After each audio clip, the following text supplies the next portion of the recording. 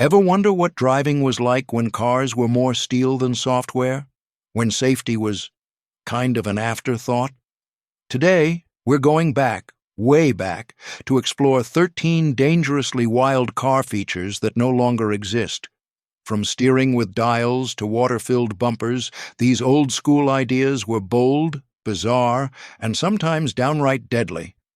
Let's start with the one that sounds like it came from a cartoon. 1. Water balloon bumpers. Water balloon bumpers sound like something from a cartoon, right? But they were real.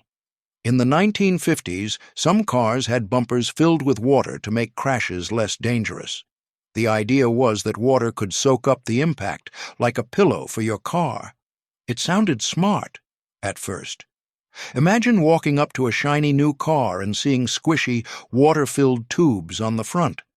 You might think, is that a giant balloon on a bumper? That's what many people thought too. It looked funny. Some folks laughed, others were curious. But everyone had questions. Ford, Chrysler, and General Motors gave it a try. They wanted to make cars safer. People were worried about crashes, and car makers were trying new things. It was a time when safety wasn't perfect yet. Everyone was looking for a better way. But there was a big problem. These water bumpers were weak. In real accidents, they would break and spill water everywhere. After that, the bumper was useless. It didn't protect anything. And when it's cold outside, guess what happens to water? It freezes. Frozen bumpers didn't work at all. Drivers had to worry if their bumper was more of a toy than a tool. That's not fun on icy roads. Engineers realized water couldn't handle big crashes.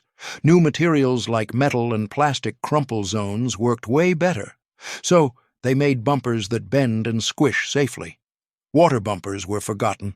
They were just a cool idea that didn't work out. Even though they failed, water bumpers taught engineers something important. Safety needs strong science. Today's bumpers look simple, but they hide clever designs underneath. They crush in just the right way to save lives. All because of silly experiments like the water balloon bumper. Next up, let's twist into something even weirder. Steering without a wheel. Second wrist twist steering system. Imagine driving a car without a steering wheel. Sounds crazy, right? But back in the 1960s, Ford actually made one. Instead of a wheel, you had two twisty dials. They looked like bike handles, and they called it the wrist twist steering system. This system was used in a Mercury Park Lane convertible. It looked futuristic. The car didn't have a big wheel in the middle, so you could see the dashboard better. Plus, the dials could move up and down to help people get in and out. It was supposed to make driving easier and cooler. At first, people were amazed. They thought, wow, this is something out of a space movie. The idea felt exciting and new, but then they tried to drive with it, and that's when the problems started. It was hard to steer using just your wrists. Drivers had to learn a whole new way to control the car. It didn't feel natural. There was no good feedback from the dials, and without that, driving became scary. Also, if there was a crash, the steering system wasn't safe. There was no padding around the dials. That meant if you hit something, your knees or head could slam into hard metal. Ouch! Safety was not on its side. Engineers thought they could fix it with better support, maybe a telescoping column. But by then, people had already given up on it. The regular steering wheel was just too good. It felt right. So the twisty dials were dropped. Still, the wrist twist system was a brave idea. It showed that car makers weren't afraid to try something wild. Even if it didn't work, it pushed design forward. And that's how car tech gets better. One crazy idea at a time. Third neck seat belts. Imagine a seatbelt that wraps around your neck. Sounds uncomfortable, right? But in the 1960s, car makers thought this might stop whiplash. Whiplash is when your head snaps backward in a crash, so they came up with neck seatbelts. Instead of going across your chest or lap, the belt sat snug around your neck like a scarf. The idea was to keep your head from moving too much. It looked weird and felt even worse. People testing it said it felt like being lightly choked. Not exactly cozy. Companies like Ford and General Motors gave it a shot. They built a few test models. but they never made it to stores. Why? Because even though the idea sounded helpful, it just wasn't safe in real crashes. In an accident, the neck belt could pull your head back too hard. That could hurt your muscles, or worse. And if the car stopped suddenly, the belt could even squeeze your throat. That made people very nervous. It felt more risky than safe. Plus, no one wanted to wear them. Would you want to be strapped in by your neck? Most drivers said no way. They wanted comfort and safety, so the idea was shelved. Today, we use lap and shoulder belts instead. They hold your body safely without choking you. They work way better because they spread the force across your chest and hips. This means fewer injuries. It's a smart design that came after learning from bad ones. Even though neck belts never caught on, they helped move safety forward. Engineers saw what didn't work and made something better. That's how progress happens, one strange idea at a time. Fourth, non-collapsible steering columns. Back in the day, steering columns were like metal sticks. They connected the steering wheel straight to the car's wheels. Sounds simple, right? But they had a big problem. In a crash, that metal rod could push into the driver's chest, hard. Imagine driving and suddenly hitting something. Instead of the steering wheel bending or folding, it would shoot toward you like a spear. That's what happened to many drivers. It caused serious injuries, even deaths. There was nothing to stop it. Car companies like Ford and Chevy used these solid columns for years. People didn't think much about it at first, but as cars got faster and traffic grew, crashes became more common, and the danger of those stiff columns became clear. They were too risky. In 1967, General Motors did something big.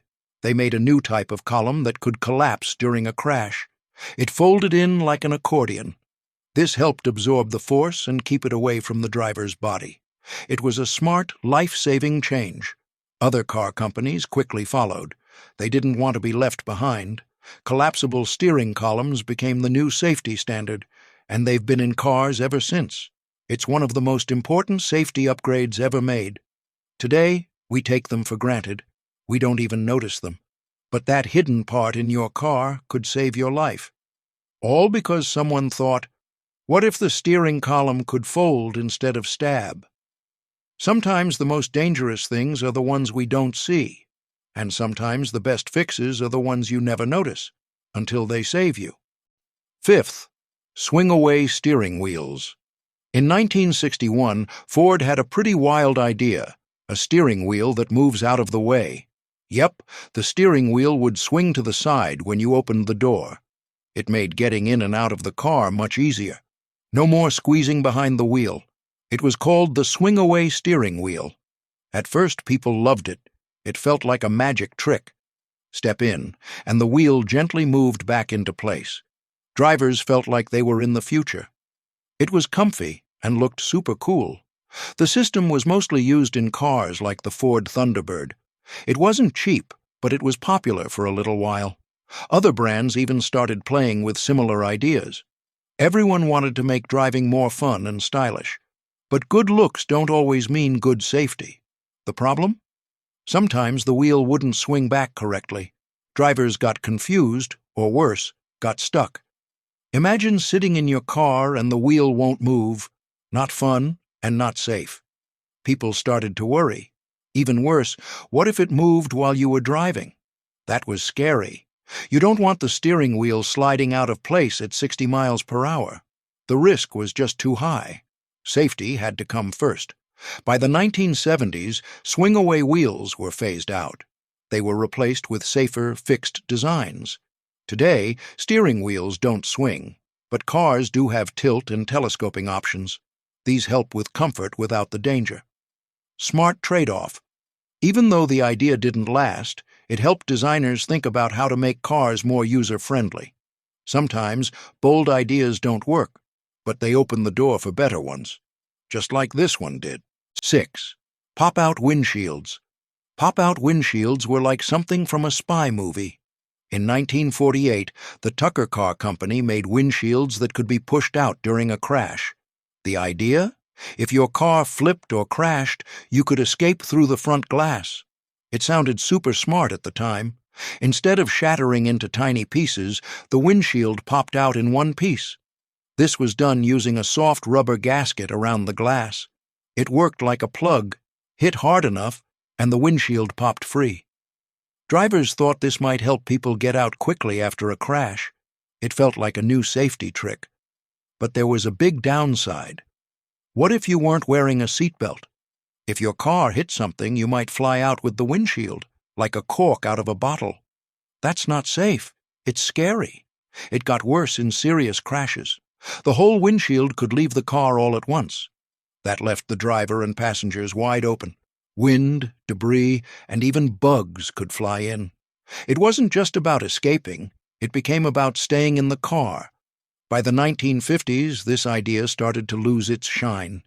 New types of windshields came along, ones that curved and didn't pop out. These new windshields gave drivers a better view and were much stronger. They didn't let people fly out either. That was a big win for safety. The Motor Vehicle Safety Act also played a role.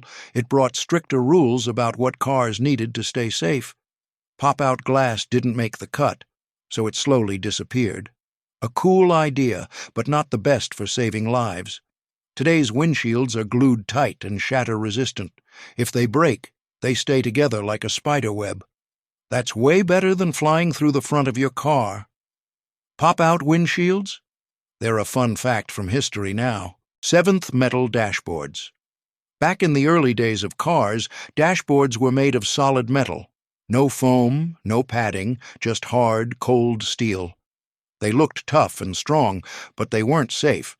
If you crashed, your head, knees, or chest hit that steel. That could cause serious injury. People didn't think much about it at first. Cars were new, and just driving was exciting. Safety wasn't on most people's minds. They were amazed that a machine could move them down the road. Dashboards were just flat panels with buttons and gauges. Companies like Ford, Chevy, and Dodge made metal dashboards standard. They didn't know any better back then. Engineers thought strong materials were always best. But as cars went faster and roads got busier, accidents happened more often. That's when the danger became clear. Crash tests changed everything. Scientists tested what happened during real accidents. They saw the damage a metal dashboard could do. People could get knocked out, or worse, just from hitting the dash. That wasn't okay anymore, so engineers started adding padding. First came soft vinyl covers. Then they added foam underneath. These changes made dashboards much safer. Now, if you hit it, it's more like bumping into a pillow than a rock. By the late 1960s, metal dashboards were being replaced in most new cars. The trend shifted towards safety, not just style. Drivers wanted to feel protected, not just cool, and that meant saying goodbye to metal. Today's dashboards are designed to absorb impact. They hide airbags, sensors, and safety tech under soft, smooth surfaces, and all of it helps protect you if something goes wrong. So next time you look at your dashboard, just remember, it's safer because metal dashboards came first. 8. Lap-only seatbelts. In the 1960s, seatbelts were simple. Just one strap that went across your waist. It was called a lap belt. Better than nothing, but not great. It only held down your hips, not your chest or shoulders. Car makers like Ford and Chevrolet added them to help stop people from flying out during crashes. The idea was a good start, but people didn't love wearing them. Some thought they were annoying. Others didn't believe they were needed. And then the problems started. In a crash, your legs stayed put, but your upper body flew forward. That meant your head could hit the dashboard or windshield. Lap belts couldn't stop that. They weren't enough on their own. Safety experts saw what was happening. Injuries were still bad, even with the lap belts. So they got to work designing something better. That's when shoulder belts came into the picture. A strap across the chest helped hold your upper body in place. By the 1970s, most cars came with lap and shoulder belts. These were way more effective. They spread the crash force across your body. That meant fewer broken bones and fewer bad head injuries. It was a big step forward. At first, people still didn't want to use them. Some even tucked the shoulder belt behind their backs. But as more crash data came out, people started to listen, and eventually, seatbelt laws helped make wearing them a habit, a life-saving habit. Today, seatbelts are standard in every car, and they're better than ever. Thanks to a simple lap belt that didn't work well on its own, we now have a smart, strong system that protects millions. One strap led to a safer future. 9. No crumple zones. Old cars were built like tanks, solid metal from front to back. That might sound safe, but it wasn't. If the car crashed, the metal didn't bend. The force went straight to the people inside. There were no soft spots, no crumple zones. These zones are now built into the front, back, and sides of cars. They're designed to fold like an accordion in a crash. That way, the car absorbs the energy, not your body. But back then, no one thought of that. Big brands like Ford and Chevrolet made their cars strong and stiff. It looked cool and felt powerful. But when crashes happened, people got badly hurt. There was nothing to stop the shock from hitting them hard. No protection except their own luck. Engineers and doctors started seeing the same types of injuries over and over: broken ribs, hurt necks, and bad head bumps, all because the cars didn't crumple. The idea started forming. What if the car took the hit instead of the person? By the 1970s, change began. Engineers designed parts of the car to collapse on purpose. It wasn't a mistake, it was a life-saving feature. These crumple zones could absorb energy and slow the crash down. That gave people inside a better chance of walking away. The best part? Crumple zones work like magic, but you barely notice them. They hide behind bumpers and fenders, but in a crash, they fold in just right. They turn something deadly into something survivable. Today, every modern car has crumple zones.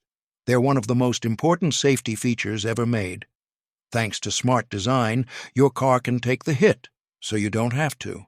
All because someone asked, what if we made the car bend instead of break us? 10. Unsafe fuel tanks. Ford Pinto. In the 1970s, the Ford Pinto looked like a small, shiny solution to high gas prices. It was light, cheap, and easy to drive. People loved it, but it had a big secret, a dangerous one hiding underneath the car. The fuel tank sat right behind the rear axle. That means in a crash from behind, the tank was the first thing to get hit. It could crumple like a soda can. And if it broke, gasoline could spill and catch fire. Fast. Drivers had no idea. The Pinto looked like any other car. But when it got hit from behind, it sometimes turned into a fireball. People were trapped. Some didn't make it out. What made it worse? Ford knew. Internal memos showed they had tested the design. They figured out it could cause deadly fires, but fixing it cost money, so they didn't fix it. Instead, they made a shocking decision. It was cheaper to settle lawsuits than fix every car. That choice hurt people and destroyed trust. Over 27 people died in Pinto fires. Many more were badly burned. When the truth came out, Ford faced lawsuits and public anger. People were shocked that a company would choose money over safety. The Pinto became a symbol of corporate greed, and laws changed because of it. Today, fuel tanks are placed far from crash zones. They're stronger, safer, and tested to survive hard impacts. The Pinto's story is a sad one, but it helped make cars safer for all of us. The Pinto story teaches a powerful lesson. Safety should always come first. It showed that cutting corners can cost lives, not just money. After this scandal, the government tightened car safety rules. Companies learned to test fuel systems more carefully, and drivers started asking more questions, demanding cars that protect, not endanger. 11th. No anti-lock brakes, ABS. Before ABS, stopping a car wasn't always easy. If you slammed the brakes too hard, the wheels could lock up.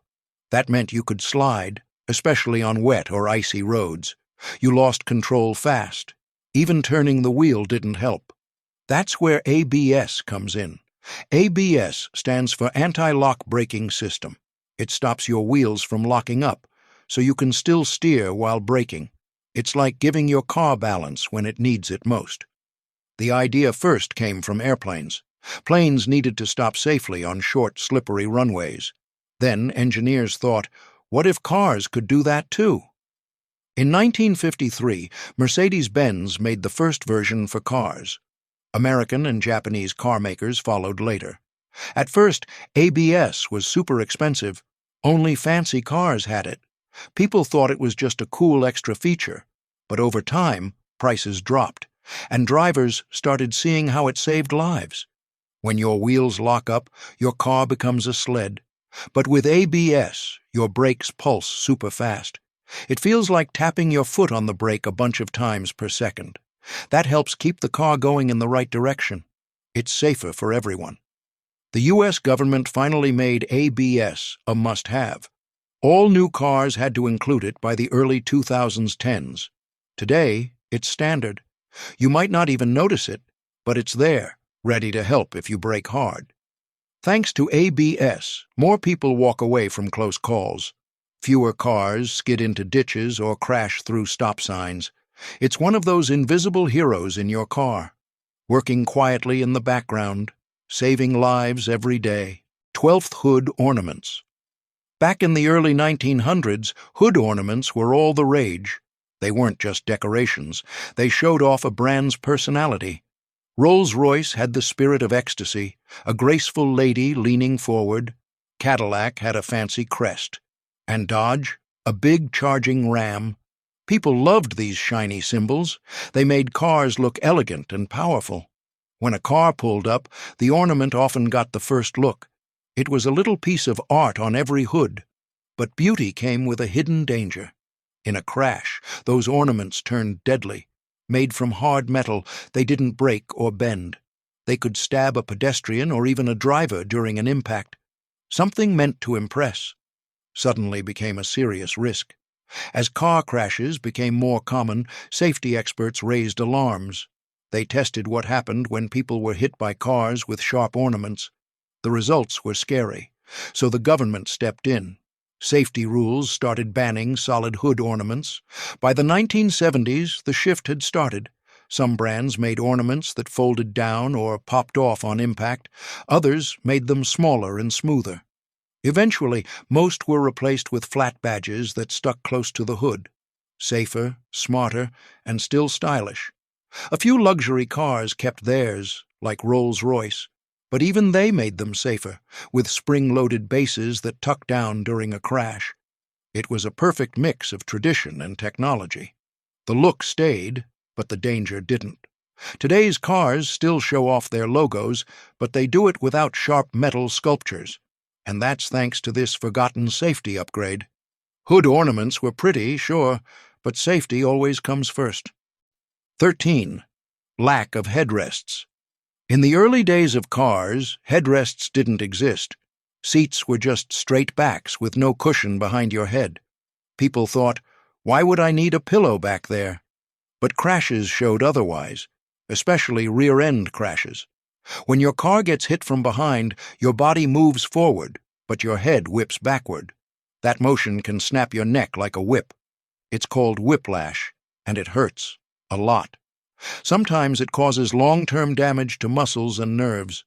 At first, drivers didn't think it mattered. Cars were more about looks and speed than safety, but doctors started noticing patterns. After crashes, people complained about sore necks and stiff backs. Something had to change. In 1968, Volvo made a big move. They added headrests to their cars, on purpose, not just for comfort, but to stop whiplash injuries. It was a small change with a big impact. Other car companies soon followed. Headrests started showing up more and more. Some were adjustable, some were built into the seat. But they all had one job: to keep your head from snapping backward. That made a huge difference in crash safety. By the 1970s, headrests became a must-have. Laws made them standard, and today they're in every car, big or small. You probably don't even think about yours, but it's doing an important job while you drive. Modern headrests are shaped to follow your spine. They keep your head in the right position. In a crash, they protect without you doing anything. It's one of the quiet heroes of car safety. And all because someone thought, what if we gave heads some support too? So there you have it. 13 dangerous car features that were once seen as genius, but thankfully didn't make it to today. Some made us smile, some made us shake our heads, but every one of them helped shape safer roads. If you enjoyed this ride through weird car history, give this video a thumbs up, hit that subscribe button, and don't forget to buckle up, on screen and on the road. If you want more trips down memory lane, watch the next video as it may just make you remember your fondest memories.